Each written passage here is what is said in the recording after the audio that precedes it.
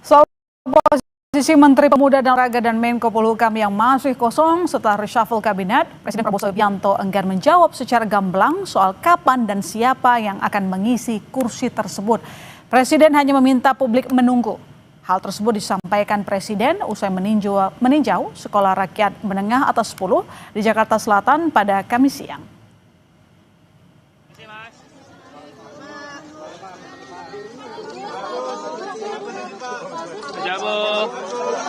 Ya nanti tunggu waktunya biar kalian ada semangat gitu loh. Apakah ini kita Sekolah Rakyat? Presiden Prabowo Subianto Senin lalu ini melantik 5 menteri di Istana Kepresidenan Jakarta. Menteri yang dilantik yakni Purbayayudi Sedewa menggantikan Sri Mulyani, Menteri Haji dan Umroh Muhammad Irfan Yusuf, Menteri Koperasi Ferry Juliantono, Menteri P2MI Mukhtarudin, Wamen Haji dan Umroh Daniel Ansar. Sejak reshuffle Senin lalu, posisi Menpora dan Menko Polhukam belum diumumkan.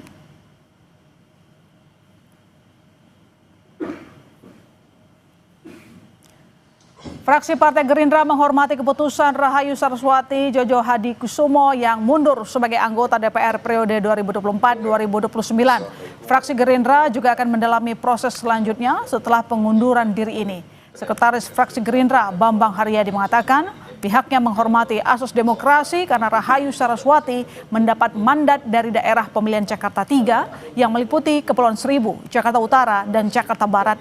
Untuk itu, fraksi akan berkoordinasi dengan DPP Partai Gerindra. Hari ini kami sepakat dengan ketua fraksi dan juga pimpinan untuk menonaktifkan sembari berproses di DPP maupun di fraksi itu sendiri.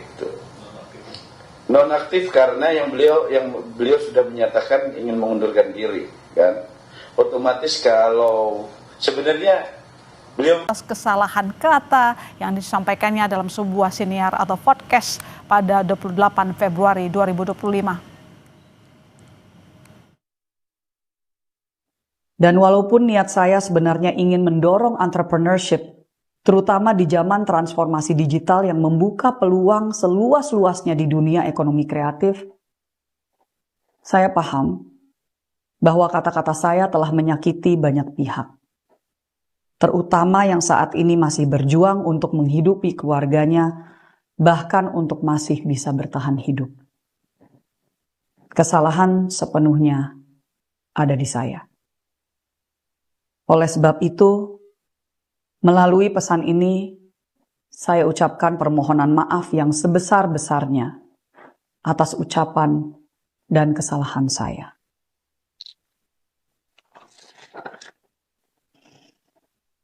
Dengan ini, saya menyatakan pengunduran diri saya sebagai anggota DPR RI kepada fraksi Partai Gerindra.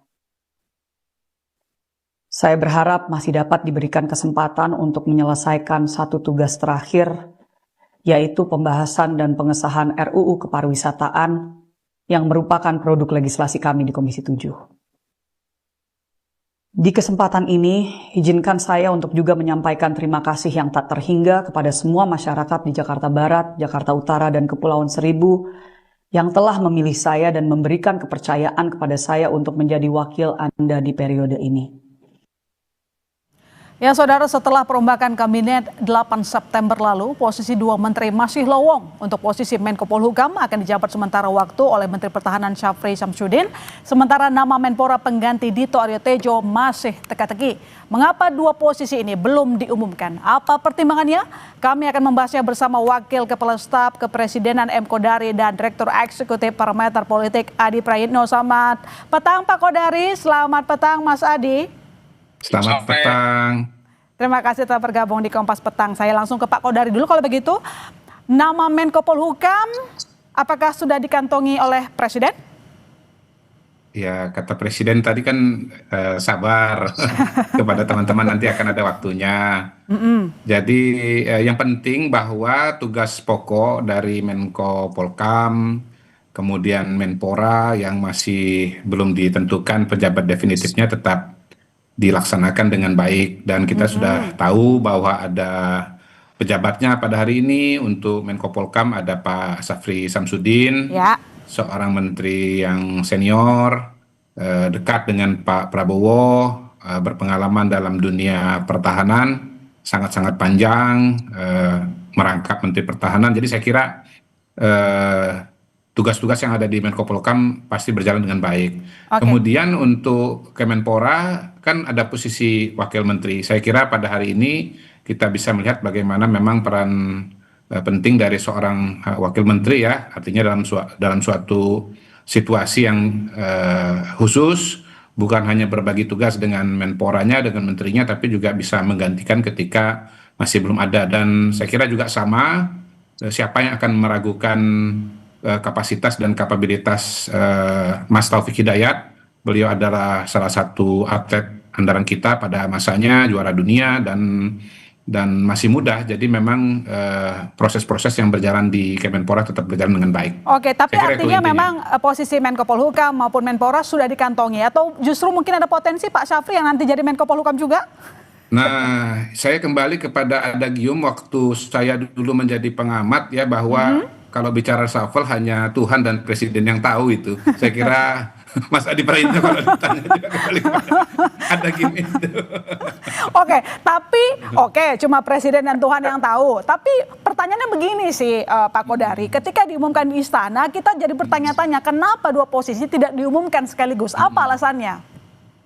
Ya pasti kembali lagi bahwa Presiden punya pertimbangan yang matang ya, seperti kata Mas Gibran. Kalau jadi presiden itu pasti ada berbagai macam variabel yang tidak semua kita sebagai katakanlah bawahannya atau masyarakat tahu. Yang kedua, masukannya juga banyak begitu. Jadi mungkin sudah saatnya diganti, tetapi untuk mencari pengganti itu memerlukan waktu. Kadang-kadang bukan nggak ada, tapi karena ada pilihannya beberapa gitu. Jadi baik. Timbang-timbang komunikasi begitu. Dan apalagi nanti kalau misalnya kandidatnya punya latar belakang partai politik, jadi yang harus didiskusikan atau diajak bicarakan bukan cuma yang bersangkutan, tetapi juga dengan partai dari mana pengganti itu berasal gitu. Oke, Mas Adi, dua belum diumumkan. Pak Kodari juga bilang bahwa yang tahu cuma Presiden dan juga Tuhan. Tapi kalau kita lihat di sini tampaknya ada kalkulasi politik di belakang, gitu bukan Mas Adi?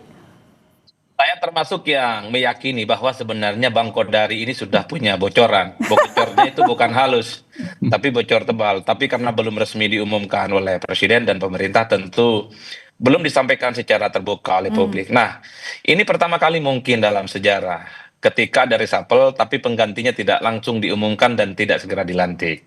Ini kan mengindikasikan bahwa sebenarnya menteri itu memang dalam banyak hal hanyalah sebatas pembantu presiden. Jikapun tidak ada menteri ataupun Menko, masih bisa negara ini berjalan tanpa menteri. Apalagi kita tahu misalnya masih ada posisi wamen yang saya kira masih bisa mengaksentuasi tugas-tugas kementerian, termasuk misalnya soal Menko yang sebenarnya tidak langsung terkait dengan kementerian-kementerian strategis untuk mengambil keputusan, tapi lebih sebagai upaya untuk mengkoordinasi bidang-bidang terkait seperti Menko Polhukam.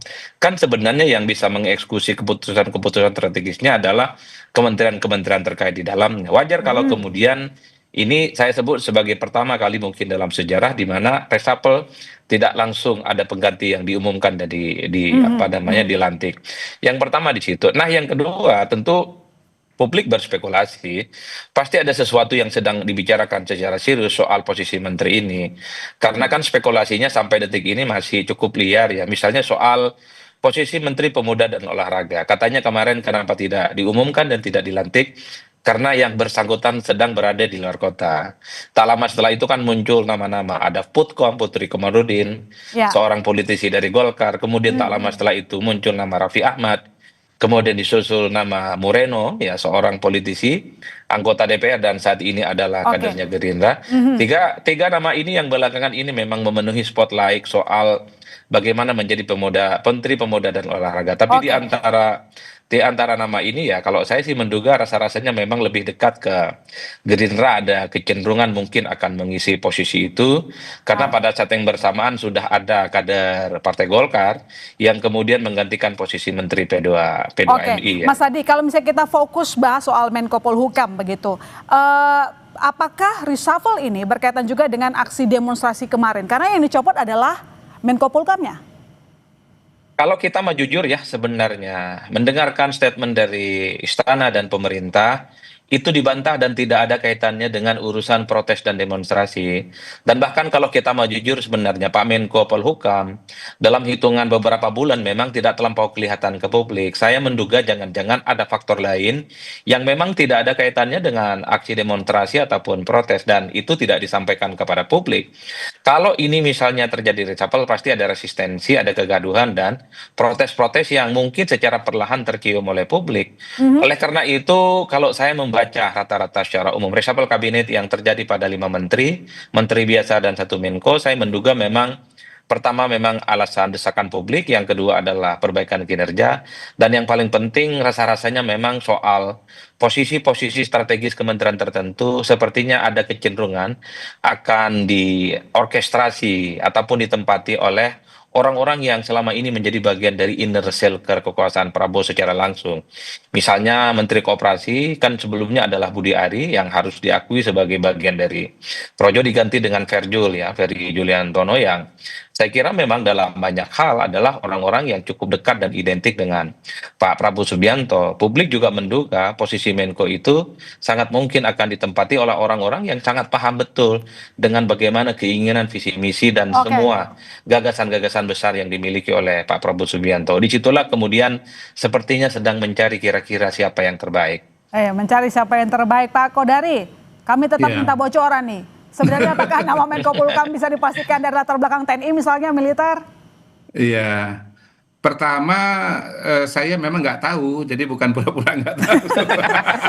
Nggak tahu atau nggak mau Ya, bocorin yang aja sih. kedua, kalaupun saya tahu, tentu tidak mungkin saya mendahului presiden, apalagi presiden sudah menyatakan tunggu waktunya, gitu ya. Paling saya bisa mengatakan begini, bahwa setiap reshuffle itu, pertama itu biasanya evaluasi terhadap peristiwa masa lalu dan masa kini. Yang kedua, antisipasi terhadap peristiwa di masa yang akan datang. Kemudian yang ketiga, situasi dan kondisi khusus pribadi. Ya, kemudian yang keempat mungkin komunikasi dengan institusi di mana calon menteri itu berasal gitu. Nah, elaborasinya ya pada kesempatan kali ini karena saya sudah di lab itu saya serahkan kepada adik saya Adi Praitno gitu. Tapi pasti nggak akan lari dari 4 kriteria itu gitu loh. Nah, turunannya bagaimana? Nah, itulah bedanya yang di dalam sama di luar. Kalau sudah jadi pejabat publik harus tahu mana yang bisa diucapkan di publik dan mana yang bisa dibicarakan di kalangan terbatas. Nanti kalau yang di kalangan terbatas ditaruh di publik nanti reaksinya atau responnya bisa berbeda dengan yang kita harapkan karena di publik itu ada satu logika tersendiri yang tidak selalu sama dengan logika di kalangan terbatas. Begitu. Oke, baik. Kalau menurut Mas Adi, kira-kira apakah nanti pengganti Menko Polhukam bakalan diisi yang punya latar belakang TNI, militer? Saya termasuk yang menduga ke arah itu ya, memiliki latar belakang misalnya aparat penegak hukum. Karena ini tentu sebagai upaya untuk merorkestrasi bagaimana persoalan pertahanan dan keamanan kita di masa-masa yang akan datang itu semakin mantap. Tapi saya paling menduga sebenarnya Menko nanti itu adalah orang yang sangat dekat dan sangat identik dengan Prabowo Subianto. Oleh karena itu di antara begitu banyak nama-nama yang beredar di media sosial, saya pun juga sebenarnya tidak pernah berani untuk melakukan spekulasi karena persoalan menteri itu memang tidak ada yang paling tahu. Kalau di dunia ini ada tiga misteri, tambah satu lagi 4 misteri, yaitu soal siapa yang akan menjadi Menko Polhukam jadinya nanti ini. Tapi kira-kira Saya Mas, kira kalau kita lihat Yang tiga lagi apa Adi Pray? Yang tiga lagi apa? Ya, lahir, kematian dan termasuk jodoh. Nah, yang keempat ini misterinya adalah Menko Polhukam. Oke, tapi ketika Menko Polhukam dijabat oleh satu orang, bukankah ini agak sedikit riskan dan menimbulkan tanda tanya di publik? Nanti dijawab, kami segera kembali saudara. Tetap di Kompas Petang.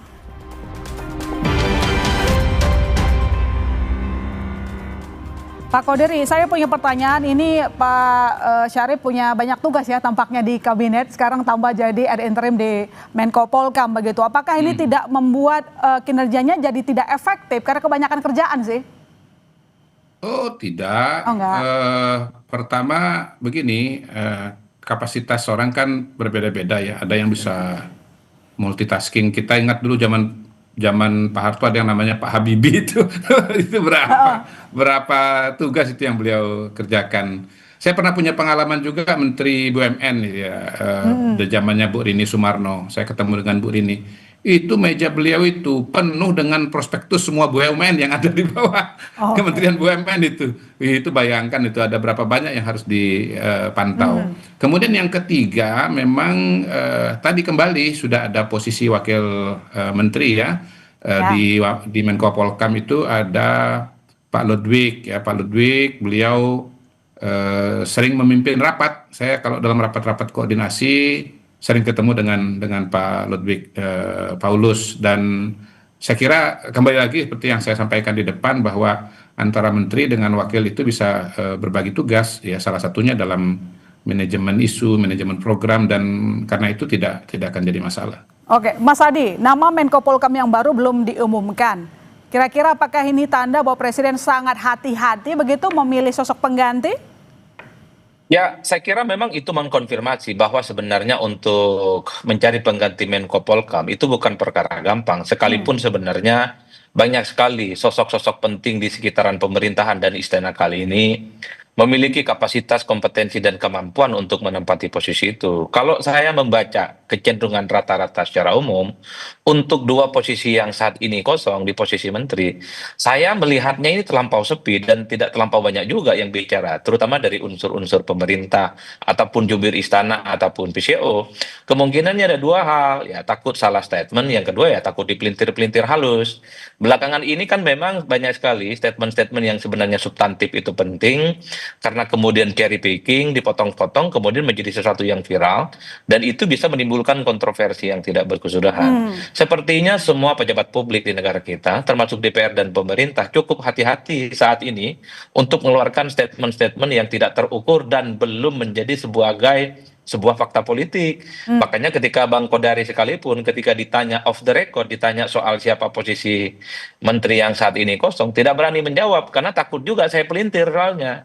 Takut saya ngomong informasinya dalam dan dianggap sebagai sesuatu yang justru akan menimbulkan kegaduhan. Tapi Fiona, satu hal yang pasti bahwa publik sebenarnya butuh untuk buru-buru tahu secara persis sebenarnya siapa menteri yang kemudian akan menggantikan posisi Menteri Pemuda Olahraga dan Menko Polhukam ya, karena saya kira ini sudah hampir 1 minggu dari proses reshuffle, dan tentu saja wajah-wajah yang baru inilah yang kemudian diharapkan bagaimana persoalan-persoalan di kementerian yang saat ini mungkin compang-camping dan sebelumnya tidak maksimal bisa tuntas, dan sehingga ada sesuatu yang sesuai dengan harapan. Saya kira di situ.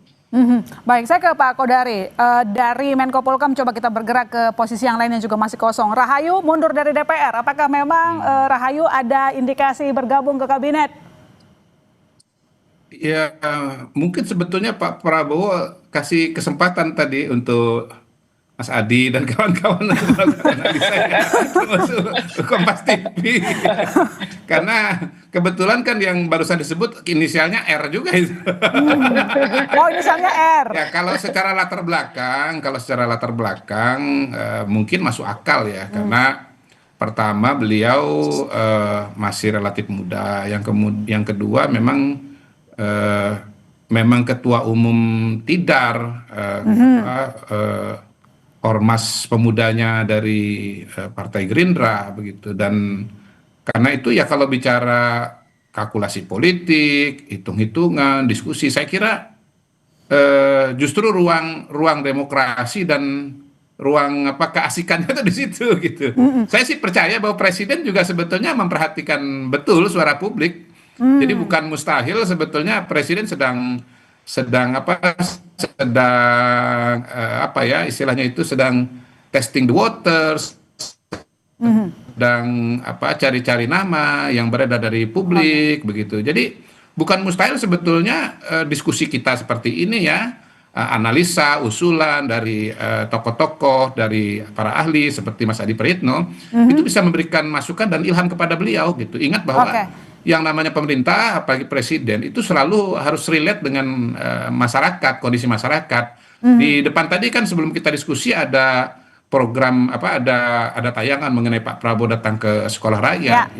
Itu kan menunjukkan bagaimana Pak Prabowo itu melihat realita di lapangan, lalu dia berusaha untuk menjawab permasalahan itu. Begitu. Jadi yang namanya permasalahan kan bukan cuman sekedar cuman sekedar apa program, tapi juga personalia begitu. Jadi saya usul Mas Adi sebut aja idenya siapa Oke. tuh, atau siapa kira-kira Mas Adi, menurut Mas Adi yang pantas jadi Menko Polhukam, Oke, jadi Menpora, beberapa itu saya nama dimasukkan loh itu. dipertimbangkan termasuk Nah, Rahayu. Tapi saya mau konfirmasi iya. sih Pak Kodari, ini kan yang kosong nggak cuma di Menpora, tapi ada Wamenaker juga.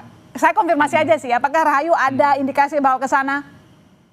Nah, kembali lagi, ini sebetulnya kan bagian dari ide dan gagasan dari usulan dari teman-teman ya. Nah, kalau kita lihat kita kan bisa melihat tokoh itu dari macam-macam Oke. kacamata. Bisa dari latar belakang pendidikan, bisa dari latar belakang profesi, bisa juga dari latar belakang organisasi. Jadi semua kemungkinan itu bisa Oke, terjadi. semua kemungkinan Dan bisa ada katanya. makanya saya minta kesempatan ini yang berharga ini, yang bagus ini, Mas Adi ini untuk untuk sebut namanya ini siapa kira-kira beliau yang bagus dengan alasan-alasannya, silakan Mas Adi. Oke, coba Mas Adi gimana kira-kira? Ada anggota DPR yang mundur? Kan begitu kan bagus. Oke, gimana Mas Adi? Ada anggota DPR mundur di tengah-tengah ada kekosongan di kabinet. Apakah benar bakal menurut Anda sinyalnya kuat merapat ke kabinet?